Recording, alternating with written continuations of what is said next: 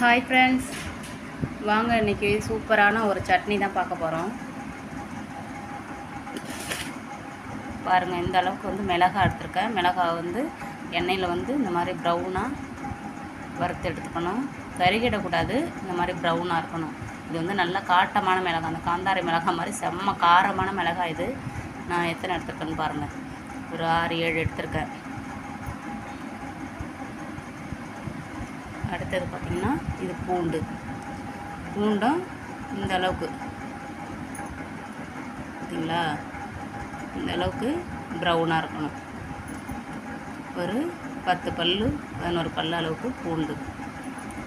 அடுத்தது பார்த்திங்கன்னா சின்ன வெங்காயமும் அதே மாதிரி ப்ரௌனாக தான் இருக்கணும். எதுவுமே கருகக்கூடாது. இந்த மாதிரி ப்ரௌனாக அதை எண்ணெயிலேயே பொரித்து எடுத்துக்கணும். அடுத்தது தக்காளி வந்து நான் 4 தக்காளி எடுத்துருக்குறேன். பாருங்கள், உங்களுக்கு நல்லாவே தெரியும். இந்த அளவுக்கு வதங்கியிருக்கணும் தக்காளி.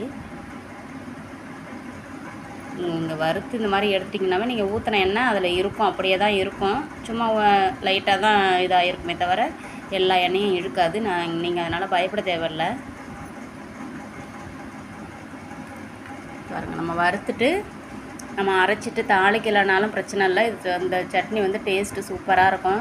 இல்லை உங்களுக்கு வந்து அந்த எண்ணெயை நான் மறுபடியும் எதில் யூஸ் பண்ணுறது, நான் அதிலே தாளிச்சிக்கலான்னாலும் ஓகே. அந்த எண்ணெயிலே நம்ம எதுக்குமே தாளிப்பு கொடுக்க தேவையில்ல. அந்த எண்ணெயிலே நம்ம அந்த சட்னியை கொட்டி நம்ம லைட்டாக ஒரு கொதி விட்டால் போதுங்க. 2 நாளைக்கு 3 நாளைக்கு கூட கெட்டு போகாது.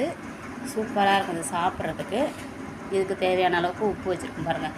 இப்போ இது எல்லாமே நல்லா நான் ஆற வச்சுட்டேன். இப்போ நம்ம இதை அரைச்சி எடுத்துக்கணும்.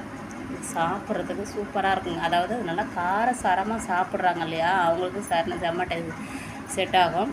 என்னென்னா மிளகாய் கொஞ்சம் கம்மி பண்ணிக்கணும். காரம் சாப்பிடாதவங்க. நம்ம தான் தக்காளி நிறையா போட்டிருக்கோம் இல்லையா. இல்லை இது இவ்வளவும் போட்டால் தான் இந்த சட்னி நல்லா இருக்குமா, இல்லை வேறு மாதிரி அரைக்கலாமான்னா வேறு மாதிரியும் அரைக்கலாங்க. சூப்பராக இருக்கும்.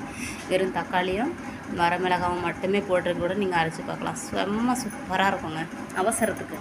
அவசரத்துக்கு நானும் வந்து நல்லா டேஸ்ட்டாக சாப்பிட்ணுன்னா இந்த மாதிரி நீங்கள் செஞ்சு சாப்பிட்லாம். நீங்கள் வந்து வெங்காயம் போட்டாலும் அது சூப்பராக இருக்கும், பூண்டு போட்டாலும் சூப்பராக இருக்கும், போடலைனாலும் சூப்பராக இருக்கும். இந்த சட்னி வந்து என் ஃப்ரெண்டுங்களுக்கு ரொம்ப ரொம்ப பிடிக்கும். நான் அரைச்சிட்டு போனேன்னா இட்லி ஊற்றி இதை வச்சிட்டோன்னா போதுங்க. நல்லா காரசாரமாக சூப்பராக இருக்குங்க. நானே காரம் கம்மியாக தான் சாப்பிடுவேன். ஆனால் இந்த சட்னி வந்து ஒரு டைம் செஞ்சு சாப்பிட்டு பார்த்தீங்கன்னா மறு டைம் ஐயோ அந்த சட்னி செஞ்சு சாப்பிட்லாமா அப்படின்னு தோணும். ஏன்னா எங்கள் வீட்டுக்காருக்கு இது ரொம்ப ரொம்ப பிடிக்கும். ஓகே, இதான் இப்போ வந்து உங்களுக்கு வந்து அரைச்சி காமிக்கிறேன். இது வந்து உங்களுக்கு குறைன்னு